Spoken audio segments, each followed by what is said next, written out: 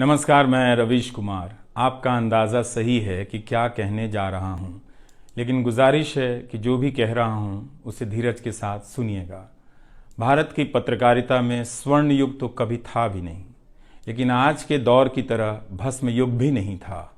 भस्म युग से मेरा मतलब है जहाँ इस पेशे की हर अच्छी बात तेज़ गति से भस्म की जा रही हो। यह दिन भी आना ही था। इस देश में अलग अलग नाम वाले अनेक चैनल हो गए हैं, मगर सब हैं तो गोदी मीडिया ही। उसका परिवेश, उसका इकोसिस्टम, पत्रकारिता का और माहौल सब खत्म कर दिया गया है। मगर पत्रकारिता करने और कराने का दावा भी सब कर रहे हैं।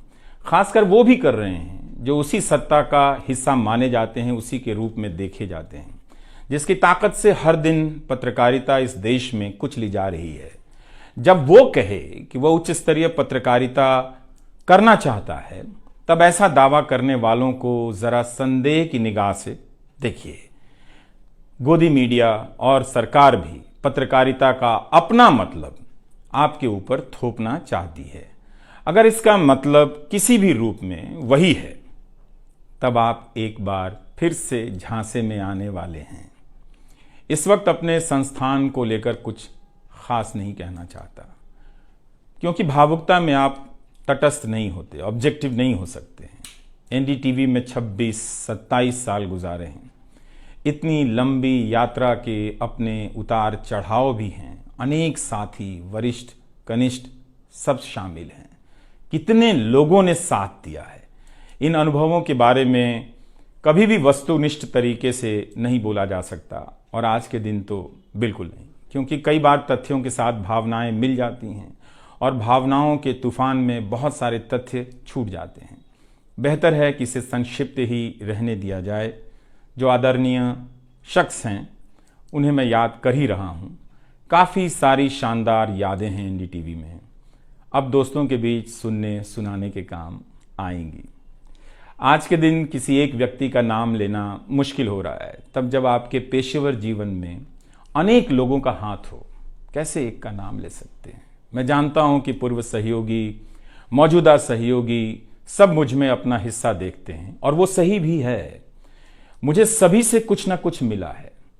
मैं सबका ही आभारी हूं। इसलिए एक का जिक्र कर बाकी को छोड़कर आप न्याय नहीं कर सकते, खासकर ऐसे दिन। वैसे भी इस वक्त तो हर चेहरा ही अच्छा नजर आ रहा है, क्योंकि सबने मेरे अनुभवों को, मेरे जीवन को समृद्ध किया है। बेटी विदा होती है तो वो दूर तक पीछे मुड़कर मायके को देखती रहती है।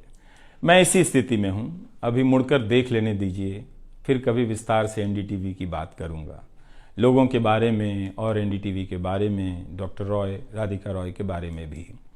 मैं कई लोगों की प्रतिक्रियाएं पढ़ रहा था। बहुत सी बातें तो मुझे आज ही पता चली। हैरानी हुई कि हर किसी के पास एनडीटीवी का एक अलग ही किस्सा है। वाकई उन 27 वर्षों के बारे में ठहर कर और संभल कर बात करने की ज़रूरत है। एनडीटीवी ने एक चीज़ सिखाई कि टीवी में और टीवी का एक ही मतलब होता है, टीम। एंकरों के स्टार बनाए जाने के बाद यह धारणा टूट गई, मगर आज भी टीवी के बुनियाद में यही है कि जितनी अच्छी टीम होगी उतना अच्छा काम होगा। अभी इस बात को यहीं रहने देता हूं, कभी किसी और वक्त के लिए, तब जब आप भावुक ना हों, तब जब मैं भावुक ना हूं कि एनडीटीवी छूट रहा है। अगस्त 1996 में एनडीटीवी से औपचारिक रूप से जुड़ा था। अगस्त 1996 में ट्रांसलेटर के रूप में, अनुवादक के रूप में। लेकिन उसके पहले कई महीनों तक मैं यहाँ चिट्ठियाँ छांटता रहा। बोरे में चिट्ठियाँ आती थीं और मेरे पास रख दी जाती थीं। तब दर्शक पोस्ट बॉक्स में चिट्ठियाँ भेजा करते थे। देश भर से दर्शक अपने हाथों से अलग अलग कार्यक्रमों के एंकरों को लिखा करते थे।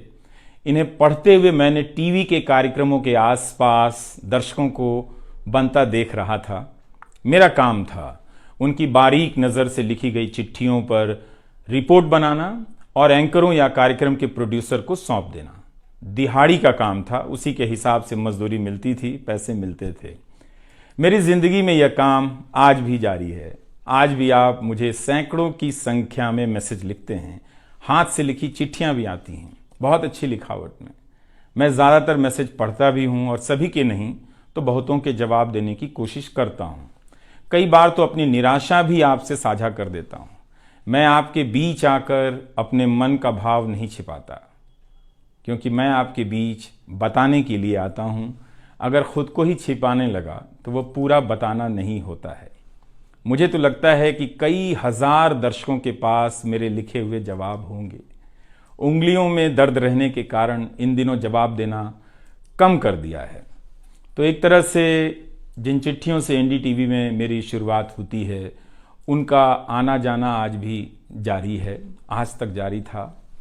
वो काम आगे भी जारी रहेगा, लेकिन इतने सारे सुझावों, जवाबों, अपेक्षाओं, शिकायतों और डांट के बीच सोना, जागना और जीना मुझे आपके हवाले करता चला गया। मैं खुद के पास तो रहा ही नहीं, आपके बीच गया तो घर ही नहीं लौटा। शायद अब कुछ वक्त मिलेगा खुद के साथ रहने का।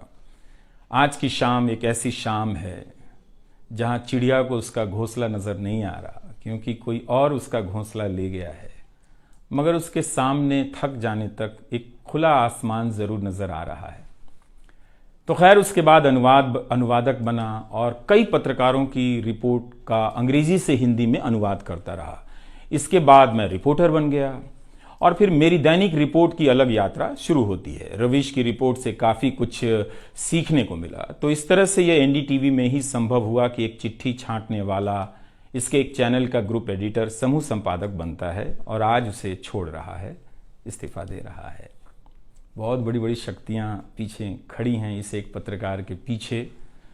तो स्वाभाविक है कि ये नौबत आनी थी, इसका अंदाज़ा मुझे पहले भी था। लेकिन जिस दिन आता है उस दिन अच्छा तो नहीं लगता है। लेकिन मैं आपसे यह भी कहना चाहता हूँ कि जब भी मेरे बारे में मूल्यांकन करें, इस बात की सहानुभूति मुझसे ना रखें कि मैं चिट्ठी छांटता था। मैं उनकी तरह नहीं हूँ कि अचानक चाय बेचने की बात करने लग गया। उतर रहा हूँ जहाज से, बात कर रहा हूँ चाय बेचने की। सहानुभूति के लिए या फिर अपने संघर्ष को महान बताने के लिए मैं ऐसा नहीं करना चाहता। इस देश में हर किसी का संघर्ष ही पहाड़ चढ़ने के जैसा है। आप एम्स के बाहर मरीज जो खड़े हैं, उनके परिजन जो खड़े हैं, उनसे मिल लीजिए। आपको पता चल जाएगा कि उनकी चुनौतियां कितनी बड़ी हैं और आपका दुख कितना कम है, छोटा है। लेकिन आज के दिन मैं आप सभी के बीच दर्शकों की बात करना चाहता हूं। इस दौर में कुर्सी पर बैठे किरदारों को टूटते हुए देखा, सबने देखा। संस्थाओं को भस्म होते देखा, आपने देखा। नफरती तूफान में लोगों को भटकते देखा, मगर मैंने इसी दौर में एक नई संस्था भी बनते देखी है। वह संस्था है जनता की संस्था, दर्शकों की संस्था। दर्शक ही अपने आप में इंस्टीट्यूशन बन जाते हैं। आप दर्शकों की संख्या भले कम है, मगर आप दर्शकों ने मिलकर जर्जर किए जा रहे इस लोकतंत्र में जनता नाम की संस्था का पौधा सूखने से बचा लिया। एनडीटीवी में मुझे जब भी अवसर मिला मैंने जान लगा दी। मैंने कभी उन अवसरों को अपने लिए नहीं देखा, बल्कि यही सोचा कि ये अवसर मुझे आप दर्शकों के लिए मिला है, इसलिए उन सभी अवसरों को आप दर्शकों की कहानियों से भरता चला गया और मैं आप दर्शकों का होता चला गया। आपका दावा मुझ पर बहुत बड़ा है, मैं जानता हूं। आप मुझ पर बहुत दावा रखते हैं। मेरे आसपास आप दर्शकों की वजह से एक न्यूज रूम बन गया था, पब्लिक न्यूज रूम, जो दफ्तर के भीतर नहीं, आपके घरों में था, आपके दिमाग में था। दुनिया भर में फैले कितने दर्शकों ने आगे आकर मेरी मदद की है। आपने कभी मुझसे पैसे भी नहीं मांगे, कभी एहसान तक नहीं जताया। विदेशों में मेरे लिए वीडियो रिकॉर्ड किया, रिसर्च किया। मेरा हर कार्यक्रम किसी न किसी दर्शक के सहयोग का उदाहरण है। आप दर्शकों ने मेरी जानकारियों को दुरुस्त किया है, गलती की है तो डांटा भी है और काफी कुछ उसमें जोड़ भी दिया है। कई सारे एक्सपर्ट, कई सारे छात्र, कई सारे प्रवासी भारतीय, स्थानीय भारतीय दर्शक बनने के साथ साथ मेरा साथ दे रहे थे और पत्रकार भी बन रहे थे और इस पेशे के एक छोटे से द्वीप को बचा रहे थे। इस प्रक्रिया को बिखरते देखना, दर्शकों के बनने की प्रक्रिया को बिखरते देखना और फिर से बनते देखना बहुत सुखद अनुभव रहा। आप दर्शकों में से कईयों ने मेरे लिए अलग अलग भाषाओं से अनुवाद तक कर दिया। संसाधनों की हमेशा मेरे पास कमी रही, मगर आप सभी ने मिलकर पूरी कर दी, सिर्फ इसलिए कि प्राइम टाइम में जो भी जाए ठीक से जाए। वो मेरा नहीं, आपका प्राइम टाइम था। कभी खराब शो कर दिया तो आपने अपनी निराशा बताने में कोई संकोच नहीं की। आप वाकई लाजवाब हैं। दर्शक ही मेरे नियमित संपादक हैं, निरंतर संपादक हैं आप दर्शक मेरे। मैं अक्सर कहता हूं कि एक पेड़ में कई बारिशों का पानी होता है। आपके जैसे दर्शकों के होने में ही किसी रवीश कुमार का होना है। आप हर मौसम में बरसात बनकर आ जाते हैं, सूखते पेड़ों को हरा करने आ जाते हैं। आज आपकी बदौलत यूट्यूब पर, ट्विटर पर कितने ही पत्रकार खड़े हो गए। आप उन सभी के पीछे खड़े हैं। आज कई वेबसाइट हैं जिन्हें आप सब्सक्रिप्शन के बहाने आर्थिक मदद देते हैं। जब लोकतंत्र में एक भी संस्था नजर नहीं आ रही थी, अदालतें कमजोर नजर आ रही थी, आ रही हैं, आप दर्शक नजर आ रहे थे। आज के दौर में आप ही पत्रकारिता के सबसे बड़े संस्थान हैं। पत्रकारिता अब संस्थानों में नहीं बची है, आप जैसे दर्शकों के बीच बची हुई है, जिनकी मदद से आज पत्रकार सवाल पूछ रहे हैं। यही आपका इस वक्त में सबसे बड़ा योगदान है। हो सकता है कि कोई जनता की आवाज को पूरी तरह कुचल दे, उसकी आवाज पर धार्मिक नफरतों की आंधी धूल को भर दे, ढक दे, लोकतंत्र को मिटा दे, मगर आप दर्शकों का होना हौसला देता है कि लोकतंत्र भले खत्म हो जाए, मगर उसकी चाहत कभी खत्म नहीं होगी, क्योंकि आप जैसे दर्शक अपनी जवाबदेही को, जिम्मेदारियों को बहुत खूब समझते हैं। इस मुश्किल वक्त में आपने एक पत्रकार पर भरोसा किया, उसे कितना प्यार दिया। कई बुजुर्ग माओं ने मेरे बाल सहला दिए, गाल छू लिए, तो किसी ने मेरे गमले में गुलाब के फूल लगा दिए, किसी ने चने का सत्तू भेज दिया कि मेरी सेहत ना खराब हो, किसी ने शहद भेज दी, किसी ने धूप में खड़े देखा तो सर पर गमछा तान दिया और छाता खोल दिया, किसी ने जेब में कलम रख दी, महंगी कलम। आज के दिन मैं एनडीटीवी से ज्यादा आप दर्शकों को याद करना चाहता हूं। आपके बिना मैं कुछ नहीं कर पाता। मुझे आप दर्शकों पर नाज है। कई बार लगता है कि मैं संस्था का कम, आप दर्शकों का प्रतिनिधि ज्यादा हूं। मुझे काम करने की आजादी मिली संस्था में, निर्बाध आजादी, और उस आजादी को मैंने हमेशा संभाल कर रखा, क्योंकि आपकी तेज नजर मुझ पर थी। खुद को काफी संभाला कि कुछ गलती ना आ जाए, कुछ मुझसे चूक ना हो और मुझ में अहंकार ना आ जाए और बदले में आजादी चली जाए। मेरे आगे दुनिया बदलती रही, मगर टेस्ट मैच के खिलाड़ी की तरह पिच पर टिका रहा। पर अब किसी ने मैच ही खत्म कर दिया है, उसे T20 में बदल दिया है। जनता को चवन्नी समझने वाले जगत सेठ हर देश में हैं, इस देश में भी हैं। अगर वो दावा करें कि आप तक सही सूचनाएं पहुंचाना चाहते हैं, तो इसका मतलब है कि डॉलर अपनी जेब में रखकर आपकी जेब में चवन्नी डालना चाहते हैं। पत्रकार एक खबर लिख दे तो जगत सेठ मुकदमा कर देते हैं और फिर सत्संग में आकर प्रवचन भी देते हैं कि वे पत्रकारिता का भला चाहते हैं। आप दर्शक इतना तो अपना भला समझते होंगे। इसलिए आज मैं अपने संस्थान से ज्यादा आप दर्शकों को याद करना चाहता हूं। मुझे हमेशा लगता था कि हिंदी का पत्रकार छत क्यों नहीं छुपाता है। ऐसा क्यों है? हिंदी पत्रकारिता के कई श्रेष्ठ संपादकों, पत्रकारों के कार्यों पर निगाह रहती थी। उनकी गहराई हैरान करती थी, फिर भी लगता था कि उनकी बात जमाने तक ठीक से नहीं पहुंची, पेशे के भीतर उन्हें उनकी जगह नहीं दी गई। पत्रकारिता का मतलब अंग्रेजी का पत्रकार होना हो गया। इसके कुछ ठोस कारण भी हैं, उनमें विस्तार से जाने का समय नहीं है, लेकिन तब भी हिंदी के जुझारू पत्रकार आसमान क्यों नहीं छू सकते हैं, यह बात कचोटती रही। इन सब बातों ने मेरे व्यवहार में काफी बदलाव कर दिए। भाषा को संयमित किया, मर्यादित किया, ताकि हिंदी का प्रभाव कम ना हो। बहुत सजगता से अपना काम इस तरह से किया कि लोगों को, देश के किसी भी हिस्से के लोगों को मेरी हिंदी से प्यार हो जाए। मेरी मातृभाषा हिंदी नहीं है, भोजपुरी है। भोजपुरी गांव है मेरे लिए।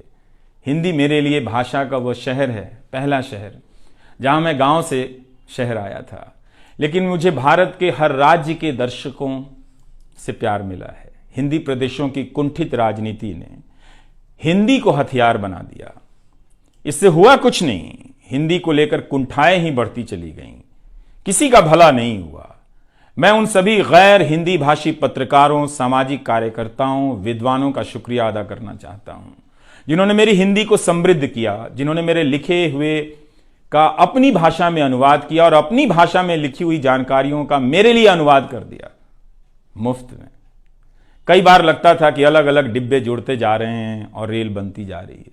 उर्दू, मलयालम, तमिल, कन्नड़ा, पंजाबी, गुजराती, मारवाड़ी, बंगाली, मराठी भाषा के पत्रकारों ने कितना कुछ जोड़ा है। यह बात कहीं हिंदी बनाम अंग्रेजी की तरफ ना मुड़ जाए, इसलिए कहना जरूरी है कि अंग्रेजी भाषा में लिखने वाले विद्वानों और पत्रकारों ने मेरी खुलकर मदद की है, मेरे साथ बराबरी का व्यवहार किया। जो नहीं कर सके, ऐसे हैं, उनका क्या हिसाब करना, उनका क्या रोना, मगर जो बराबरी के साथ पेश आते रहे, उनका आभार व्यक्त करना चाहिए। उन सभी ने अपना श्रेष्ठ मुझसे साझा किया, किताबें दी, अवसर बताए, मेरे लेख का अनुवाद तक कर दिया, ज्यादा लोगों तक पहुंचा दिया। मेरे जीवन में इतिहास के मेरे शिक्षकों का बहुत योगदान है। मेरे शिक्षक मेरी जान है। मैं चाहता हूं कि आप मेरे जरिए मेरे पीछे खड़े अनगिनत लोगों के बारे में जानें, उन्हें भी देखें। और दोस्तों को कौन भूल सकता है, बहुत अच्छे अच्छे दोस्त मिले, कम मिले लेकिन मिले। आप जनता के बीच जाने के तमाम अवसर मेरे लिए बहुत खास हैं। तमाम आंदोलनों को कवर करने गया, आपके बीच जाते ही जो चीज खास नजर आती थी वो है एक पत्रकार के प्रति आपका विश्वास, आपकी समझ। आप लोगों से मैं घिर जाता था। आपके भीतर कितना कुछ बहने लग जाता था, जिसे एक राज्य को सुनना चाहिए, जिसे सुनाने के लिए पत्रकार से अच्छा कोई जरिया नहीं। मुझे आपके बीच आकर हमेशा लगा कि आप सरकार को कैसे देखते हैं, और मैं उस नजर से सरकार को देखने लगा। इसी का भरोसा है कि आपकी सक्रियता में ही भारत का लोकतंत्र धड़कता है।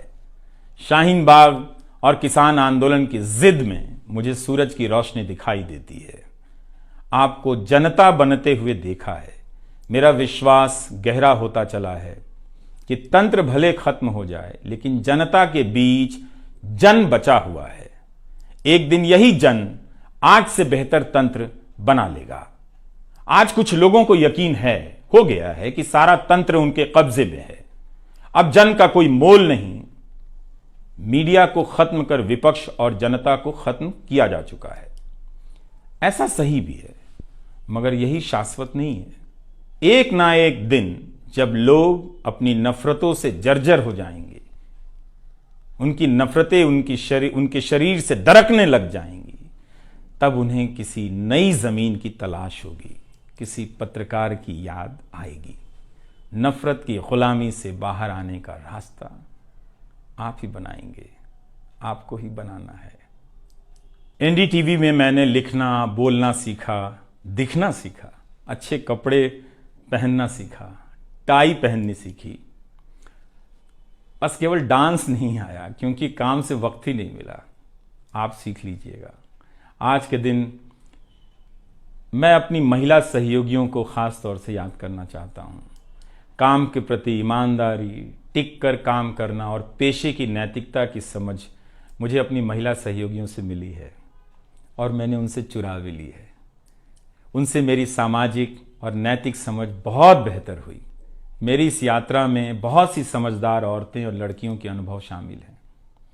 मेरी जीवन साथी का भी, मेरी बेटियों का भी, मेरे सास ससुर ने बहुत साथ दिया ताकि मैं बाहर जाकर रिपोर्ट कर सकूं। मेरी माँ, मेरी भाभी, मेरे परिवार के सदस्यों ने भी ठठेरे की तरह सब ने पीट पीट कर पीतल से बर्तन बना दिया। यह मैं इसलिए भी रेखांकित कर रहा हूं कि पत्रकारिता के पेशे में मर्द ही नहीं, मर्दवादियों का कब्जा है। उनकी आक्रामकता के बीच कई बार दम घुटता था। इतनी आक्रामकता के बीच आप रचनात्मक हो ही नहीं सकते, संवेदनशीलता आ ही नहीं सकती। इस पेशे में तमाम महिला सहयोगियों ने मुझे मर्दों की आक्रामकता से बचा लिया। अगर आप इस पेशे में आ रहे हैं, विद्यार्थी हैं, तो हमेशा अपनी महिला सहयोगियों के साथ सलीके से पेश आइए, उनकी काबिलियत को स्वीकार कीजिए, तारीफ कीजिए। प्राइम टाइम के वक्त अक्सर कहा करता था, मुझे काम करने दो, 9 तो 9 बजे ही बजते हैं। सुबह उठते ही मेरे दिमाग में रात के 9 बजने लग जाते थे। मैं टाइप करने लग जाता था, रोज 5000, 6000, 7000 शब्दों की टाइपिंग। अब शायद 9 ना बजे, प्राइम टाइम ना हो। मुझे पता नहीं था, पता नहीं है कि अब 9 बजे क्या करूंगा। मुझे टीवी से बहुत प्यार है, इस माध्यम से दिल लग गया था, शायद इसी वजह से दिल टूट रहा है। वो लाल माइक याद आता रहेगा, अब वो लाल माइक नहीं होगा। मैं जानता हूं कि आप दर्शकों की आदतों में मैं शामिल हो गया हूं। आप काफ़ी तकलीफ में थे कि मेरा क्या होगा, मैं क्या करूंगा, मैं प्राइम टाइम क्यों नहीं कर रहा हूं। मुझे लगा कि चुपचाप किनारे हो जाना चाहिए। धीरे धीरे मेरे नहीं होने की आदत आपको डाल देनी चाहिए। इसलिए कई दिनों से प्राइम टाइम नहीं कर रहा था, ताकि आप मुझे कुछ भूल सकें। मगर आप हैं, मानते ही नहीं। हर रात 9 बजे के बाद मैसेज करने लग जाते हैं कि कहाँ हो, बीमार तो नहीं हो, सब ठीक तो है, एनडीटीवी में क्या चल रहा है, आप अच्छे हैं। तो भारत का मीडिया स्पेस बदल चुका है। उन हजारों युवाओं की सोचिए जो पढ़ाई पत्रकारिता की कर रहे हैं, लाखों रुपए लगा रहे हैं, मगर उन्हें काम दलाली का करना पड़ेगा, क्योंकि इसके लिए अब कोई सांस्थानिक जगह नहीं बची है। इसी के बीच जो आने वाले पत्रकार हैं, जो इस वक्त पत्रकार हैं, सभी को जूझना है। कोई घुट रहा है तो कोई इस पेशे को छोड़ रहा है। कई लोग कहते हैं कि नौकरी की मजबूरी के अलावा पत्रकार बनने की कोई दूसरी शर्त नजर नहीं आती, कोई उत्साह नहीं है। यहां तो जस्टिस तक कह रहे हैं कि जमानत देने पर जजों को टारगेट किए जाने का डर लगता है। जब जज को ही डर लगता है, तब फिर इस दौर में यह बोलना भी गुनाह है कि मुझे डर नहीं लगता है। एक डरा हुआ पत्रकार मरा हुआ नागरिक पैदा करता है। इसलिए बोला कीजिए कि हमें डर नहीं लगता है। आप उस देश के नागरिक हैं जिसने नंगे पांव ब्रिटिश साम्राज्य को घुटने पर झुका दिया। कोई कारण नहीं कि मैं आप पर भरोसा ना करूं कि एक दिन आप गोदी मीडिया की इस गुलामी से बाहर आएंगे। आप हमेशा इस गुलामी में नहीं रह सकते। इसकी गुलामी से आपको लड़ना ही पड़ेगा। यह सबकी लड़ाई है। इस लड़ाई के बिना आप दुनिया में सर उठाकर नहीं चल सकते। आपकी यही पहचान होगी कि आजाद देश के गोदी मीडिया के गुलाम हैं। इसके खतरे की गंभीरता को समझिए। कानून की आड़ में अब अधिकार कुचले जा रहे हैं, अभिव्यक्तियों को रौंदा जा रहा है, ताकि सारे अवैध काम वैध नजर आए। इस समय मेरे रास्ते निश्चित नहीं हैं, निश्चित हैं तो सिर्फ हौसला है। उसका भी क्या भरोसा, कभी आसमान में होता है, कभी पाताल में।